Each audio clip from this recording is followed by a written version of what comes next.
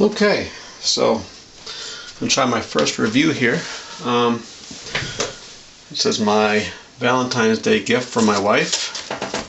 She didn't know I ordered it till after, but this is, I just heard about it not long ago, and it was rumored to be coming out in February, which it did, right on Valentine's Day. This is Great Wall Hobbies TBD-1 Devastator, quarter scale.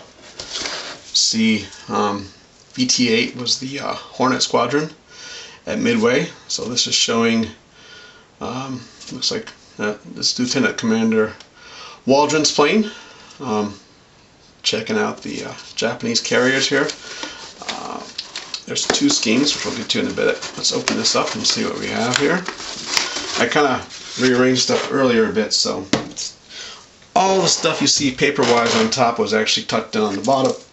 We have decals, which I won't take out, but basically you kind of see through here. They have the tips, the tri-colored tips for the propellers. It's like these. Usually we paint those on, but they gave us the decals for it now, which I'm not sure if I'll use those or not.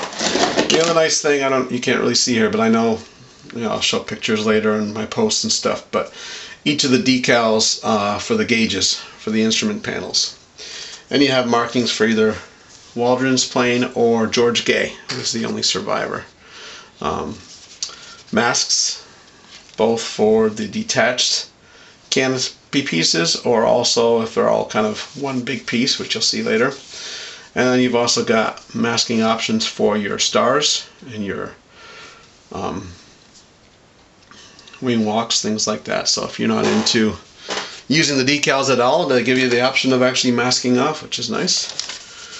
I usually would go with my friend Kenny from Gator glue if I needed the mask. They give a nice copy of the box art, a little bent up, but it was in the bottom of the box. Oops. And then we go to the instructions, which you can see are very crisp and very nicely done. You've got you just got to kind of follow. There's not any numbered steps at any spot, but that's okay. You just got to kind of watch where you're going.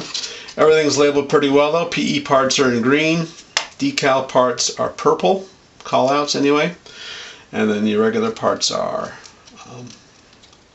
in black. The blues, the color callouts. They give you options for Vallejo, Tamiya, Hobby Color, or looks like Krios. I'm not sure what that is, but look kind of like, maybe it's Tamiya. Anyway, nice parts map on the back as well, which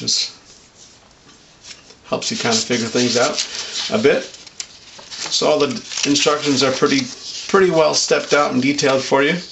You have the option of either torpedo with the box around or not, and then they also give the option of putting bomb cradles on the middle there.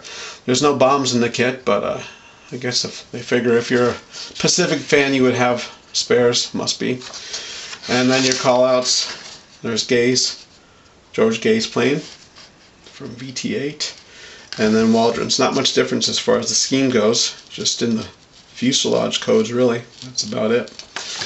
Let's get to the parts. Sprue A is the fuselage. All the sprues have these sealed bags, which makes them nicely protected from each other. No scratching anything. The inside of the fuselage has got all the struts set up, which is nice. Options abound. There's a lot of PE for the levers and things like that, which we'll get to. And then the outside detail, very nice recessed lines. Lots of options there, definitely. It just looks like it's going to be a really fun kit to build. That's Sprue A, fuselage. Move that. Sprue B is all the wing parts. You can see the corrugated metal that made up the outer wing of the TBD, and midway into the inner wing up to the wing root. It's not like that. Very nice detail there. This is the bottom of the plane as well, and that's the inside. Some pin marks here and there, but you're not going to see those unless you are one of those people who like to fill every single one of those in. That's definitely your option, but you're not going to see the ones that you see here, which is nice. Once the model's built, that is. Sprue C is the vertical stabilizer. You got the underparts for where the torpedo go in. Fuselage, cockpit area. It's going to be a lot of fun doing all that detail painting there. That'll be a lot of fun. Looking forward to it. Bulkheads. There's your ailerons. Let's see. And then you've got your wing fold apparatus, which is going to be a treat. There's some really nice detail there to be able to play with.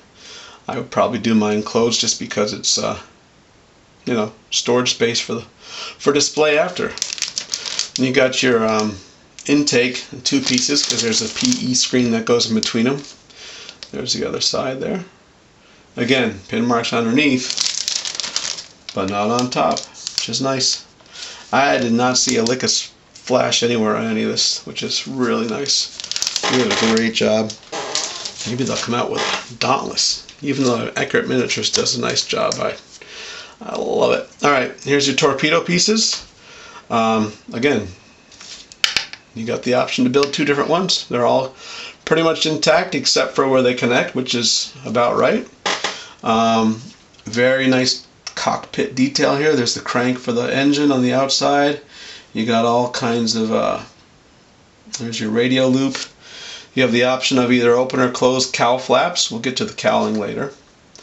And these are, let's see, where's the key? There's a radio, instrument panel for all those decals we were talking about. The engine's going to be fun. There's lots of nice detail for the engine. Bomb cradle, there's your wheels, weighted wheels, seats. And the nice thing about the guns and the scope, now remember, maybe you don't know, but during Midway, the Hornet Devastators were retrofitted with twin machine guns in the back to protect. They were normally just one there, but they suited them up with two. So they had two with a rear gunner, they had one coming out the cowling, and you had your scope. And all of those have their tips. I don't know if the camera will pick it up or not, but the tips are hollowed out.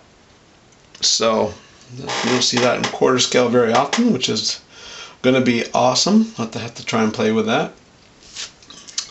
And that's about it for that sprue. Alright. And then, the wrapper for that, I took that one out to show you the guns there. Then they do a really nice job with the clear parts. Everything's not only wrapped in its plastic, but it's got its own styrofoam kind of cushion there.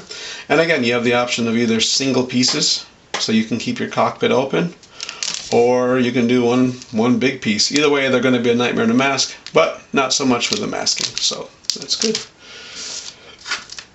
Here's the cowling I was talking about. You just decide whether you want the flaps open or closed and use that appropriate part, but they keep this in its own piece. There's the hole for the machine gun. Pretty nice detail. Your PE, oops, it's coming out the bottom. There's two sprues, no, I wouldn't call them sprues, two sets of PE frets, there we go. You've got, this is inner gear door detail here. And this is kind of that bay as well. You've got gun shield. This is ammo belts for the two rear firing, I think it was 30 calibers, right? And then on the inside, on the other side here, let me just flip this over to be easier. You got your wiring harness for the engine. You've got some pieces, these are all just interior cockpit stuff.